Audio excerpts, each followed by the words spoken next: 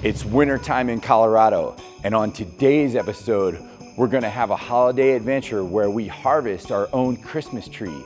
And to do that, we're gonna use the one car more synonymous than any other for wintertime in Colorado, the Subaru WRX.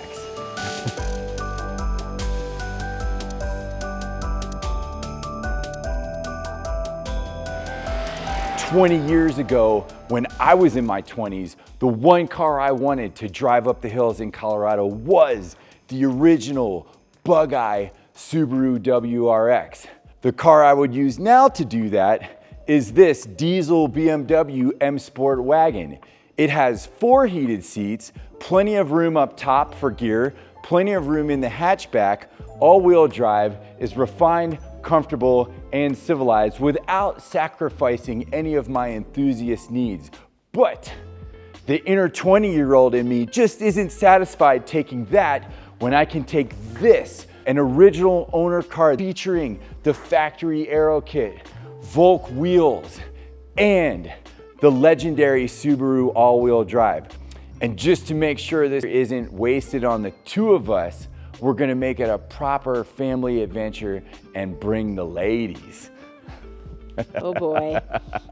How are we gonna fit all this stuff in that car? Well, that's gonna be part of the adventure, which means all of our luggage, food, 4 sets of snowshoes, stuff if we get stuck in the car, and this saw, which has been in my family for almost 100 years. All right, I'll go, but I drive and you sit right behind me. The real question is, are you gonna get rid of the subwoofer and the amp in the back to make Yeah, more so space? there are a few problems with this, and let's just get it out on the table now, all right?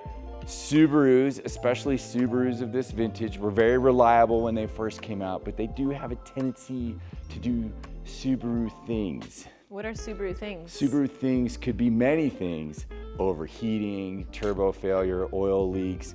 Just in case it starts to do some Subaru things, I've brought my tool roll, I brought extra oil, I brought extra coolant, and I brought a can of fuel injector treatment. Take a look back here.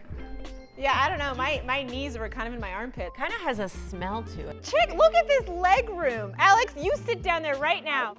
Listen, if I'm this comfortable, just imagine how comfortable you'll be. How come the rims are kind of gold? So the aero kit's reasonably rare, like not a lot of those had it. She deleted the fog lights and then she added these Volk wheels, and they're gold, but they have like a slight pink hue. So you guys can get on board. This isn't just a man's car. This is literally a woman's car. If we can fit and we make it there without breaking down, I'm all in. All of our gear fit with no problem, filling the trunk and the roof rack while proving that in a world of SUVs and crossovers, a simple sedan is more than up to the task. We added a can of 44K for good measure, piled in, and set out into the darkness on our very own Christmas adventure. We even had room for a few presents that need to be dropped off at FedEx. Our destination would be an A-frame cabin in the Gore Range 2 hours away, but before we headed out, we had to finish the last of our errands from earlier in the day. With limited time to prep the Subaru, we grabbed a few extra items just in case, as well as some key winter pieces to stay warm from our good friends at Cavoo.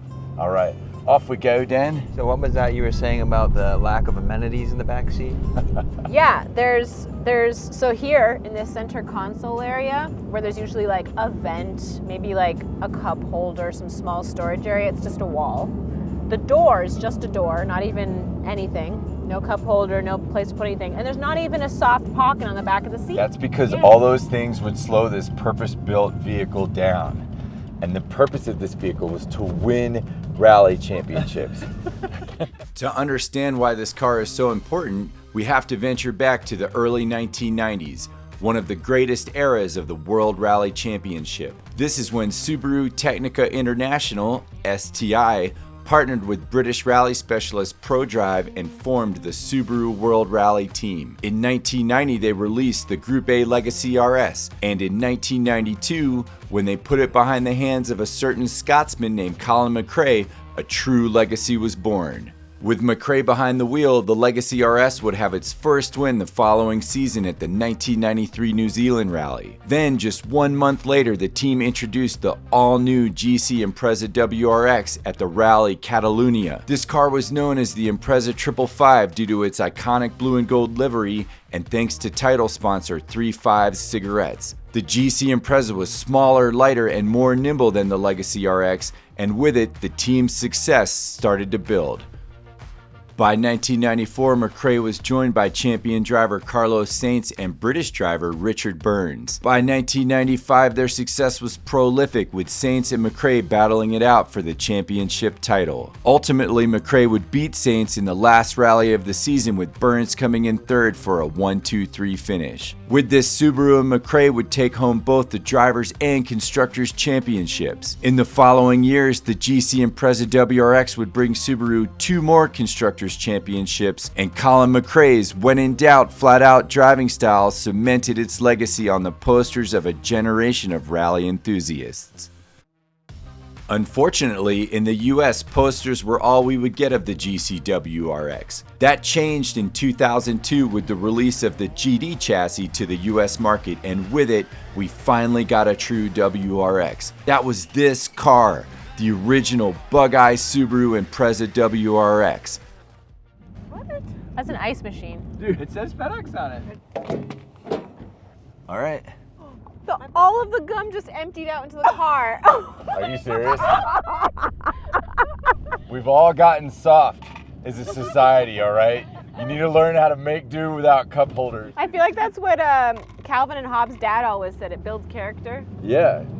All right, I've got one check engine light, unfortunately. It's doing Subaru things. I did diagnose the check engine, and it was a cylinder 1 misfire, which I think is a coil pack intermittent. So. Oh, it does say check engine. Oh yeah, no, we got the check engine. Oh, every car that we get in says that. It's not flashing. A flashing check engine light is bad. Oh, I didn't know there's different types of check engine I didn't know that. In this car, flashing is bad. We're packed up, we're on the road, everybody's comfortable. No, the not ride's after a that little long. rough. The ride's Suspension is not the great. car, is it's it? Colorado roads. That went right into my spine. Finally en route, we continued the heated discussion of just why the Subaru WRX is so good. What's the purpose of a vehicle in your life? Be fun to drive. Okay, well that's this. Something I'm proud of. Like when I park it somewhere, I want people to, like, when I go to that car, they're like, oh cool, she has that car. I would say this car absolutely falls in that same category. If Subaru had an M car, this was Subaru's first M car. I want comfort, and the dogs can fit. It can be a dog car. So you need a wagon. And my wagon is diesel, and I love it. Generally speaking, women don't like wagons. I'm gonna generalize here. Yeah, why? Because Because I don't, but I don't really know why. So I don't know why. I think part of it is they're repulsed by the form of a wagon, but also it's not exactly pleasing to the eyes. But it is if you're a dude. If you're a dude, you're like, ooh. Really? Yes, I'm gonna go talk to that I was stranger. leaving work, and this guy in his 20s, like, practically was banging on my window. What? Oh my God, that car! I see that all the time, and I was wondering who owned it, and that's so awesome. Wow. Well, that's fun. Like, I mean, I think that's the kind of car that you want to have. You want to have a car that, like, is a piece of your identity, not just a utility hunk of junk. Identity. This car was a piece of a generation's identity. But if I'm 25, I'm stoked on this. I got my seats. I can take it skiing. I can take it snowboarding. I can put the mountain bike on the roof. And most importantly, I can feel the same feeling that my heroes in World Rally Championship felt, the people that I watch on ESPN, the people that I watch on Speed Vision, winning rally car champions. I can feel what it's like to be them, just a little piece of it. And that's the experience that this car gives. Do you get that experience in the back seat with no storage and no leather seats? No, you don't. You kind of have to come along for the ride. But for a generation of people, that's the thing that makes this car special. Making it to our remote cabin, we eagerly investigated the classic A-frame. From outside, we had no clue we would be treated to a modern, stylish home for the next 2 nights. things only got better in the morning light when we could see just how beautiful our new surroundings were.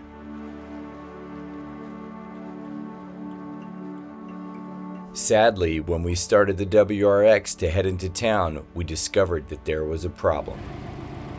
It's very gassy. Either it's super fat and just not compensating for altitude, or there's a fuel leak.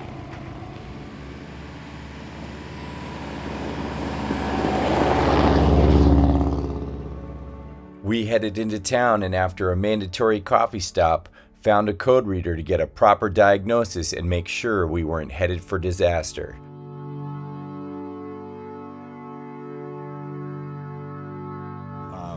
Cylinder 1 misfire for coil pack, but I just unplugged the MAF as well, and when I did, the engine idled up.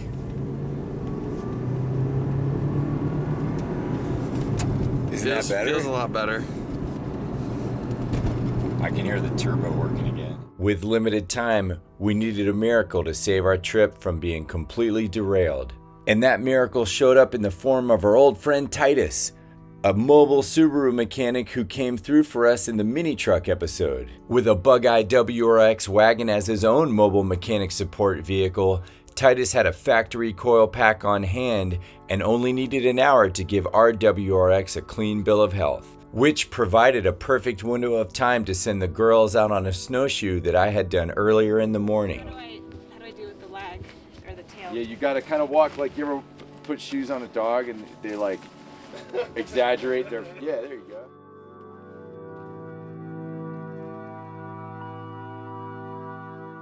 Dude, if it's a dual overhead cam like this, these are a pain. You can kind of see how the combustion gases were able to come up the threads. Yeah. And get everything dirty. So likely if we tighten this thing down, that's going to help a lot.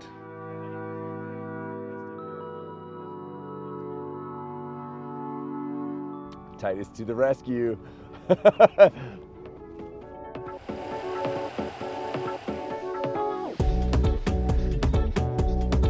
After a quick test drive and a massive thank you to Titus, we took the Impreza out to do what it was meant to do, drive.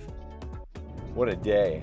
But Titus drove out and replaced our coil pack, and now it's noticeably different. So the girls went for a hike, and we can really truly talk about the car and put it through its paces without making our passengers sick in the back. Why is this car so significant? This was the first WRX we got in the US, World Rally Experimental. It's got the 2-liter engine, which is actually arguably a little bit more reliable. It revs a little bit more. Sure, it doesn't have the power. That just means you gotta drive it a little bit more. It's light, it's connected, it has everything you need and nothing you don't, despite the little argument we were having climbing up the hill last night. Symmetrical all-wheel drive, nice tight suspension, wonderful steering, and it's light. It's not big, it's small. There's a little bit of understeer. I can meter that with power appropriately. We soon discovered a back road with the perfect amount of snow to let the Bug-Eye WRX truly sing. Man, look at this. Look at this. This is it. This is what we came for.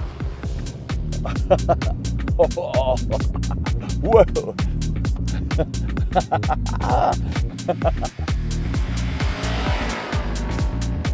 Throttle steer is great. Use the throttle, modulate using throttle. You can easily correct understeer if you turn it a little bit too aggressively. And then once you get the slip out, you can hold it so nicely. Little bit of consequence here, we wouldn't want to go off. Not to mention the fact that we're pretty deep. Dude, a little sports car should not do this. Up until the GD chassis was released to the US market in 2002, the only WRXs we got here were the ones on posters. Sure, in 1998, Subaru threw us a bone with the Impreza 2.5 RS.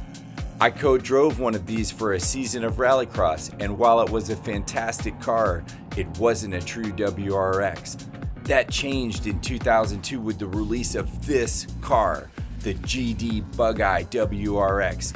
And this car had a rally pedigree of its own behind the hands of Richard Burns, who came back to Subaru in 1999 and won the championship with it in 2001 against his old teammate, none other than Colin McRae, who is now driving for Ford.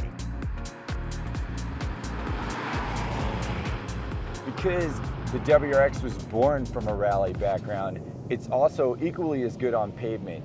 In and out of the power band, unless you're really close to redline, there's a little bit of bog there, but I mean, this is awesome. This road is amazing, and it's easy. I wonder why so many of these got crashed. Maybe it's because they were owned by me 20 years ago, but that said, if you just listen to the car, listen to its feedback, and balance it appropriately, it's such an easy car to drive close to the limit. What's the key to staying young?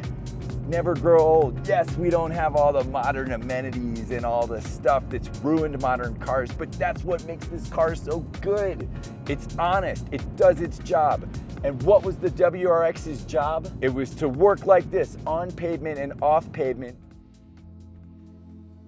Heading back to base, we had little time left on the short winter day to scoop up the girls and find the perfect Christmas tree before it was completely dark. Ready? All right, time for a Christmas vacation. And we followed Alex's tracks, and it got us somewhere. Listen, you know, it's part of the adventure. You got to own the adventure, the good and the bad. And quite frankly, you didn't have to get caught up in the car stuff too much, and now we're all back together. Yep. We're a little bit behind schedule, but we'll go get a nice Christmas tree. We'll have a nice Christmas holiday evening.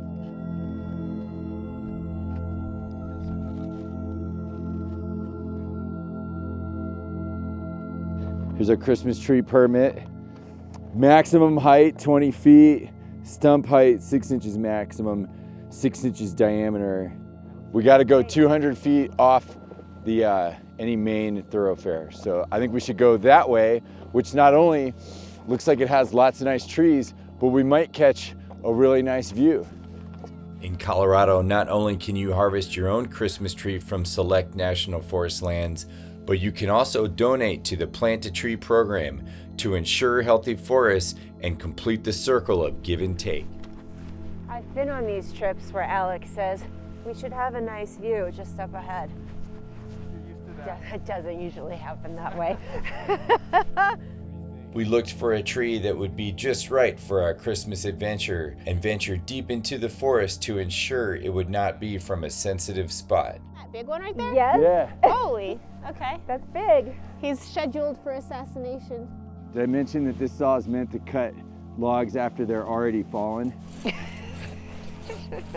No, you didn't mention that. I mean, that cut that tree down super fast. Wow, yeah. Timber! Yeah. Hiking back with the tree in tow in the cold, darkened snow, a little suffering was in order to ensure we properly earned our gift from the forest.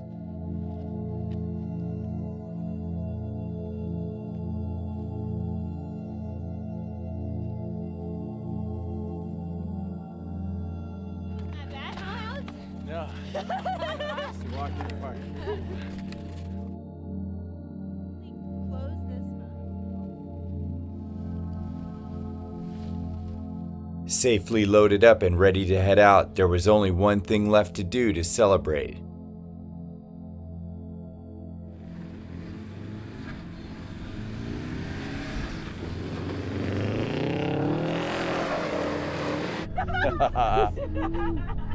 Gonna throw up. Gonna throw up.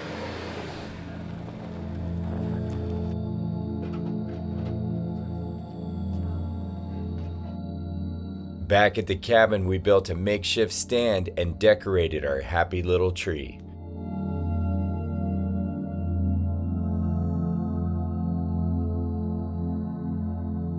With a nice fire going and s'mores roasting, our tree reminded us to appreciate the moment, be grateful for the holiday season, and be satisfied with accomplishing the mission.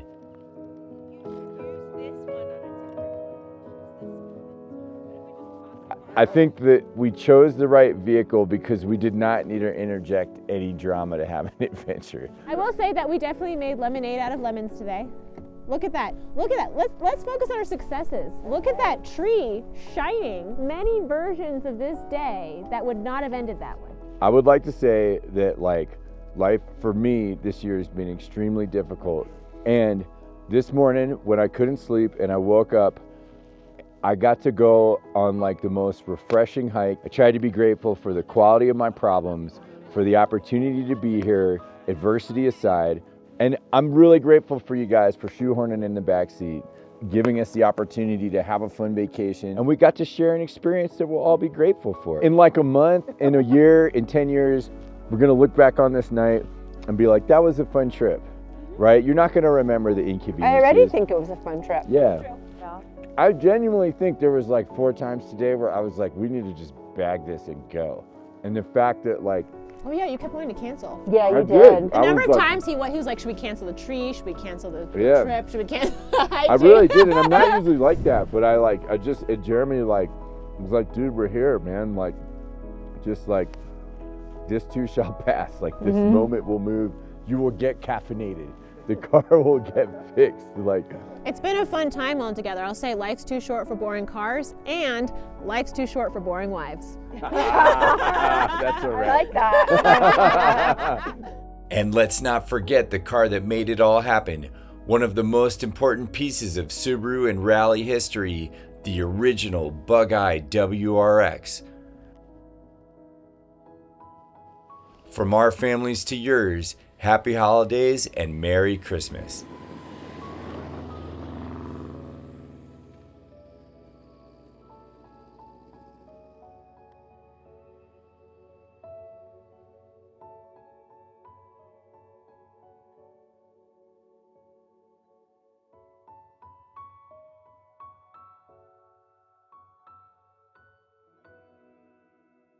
It's not just. Oh my gosh. I All right. promise I'll go and not cause problems. Okay. All right, ready, Alex? Yep. All right.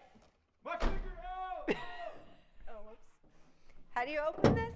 It really, hey, it really does go in the dark, actually. Does it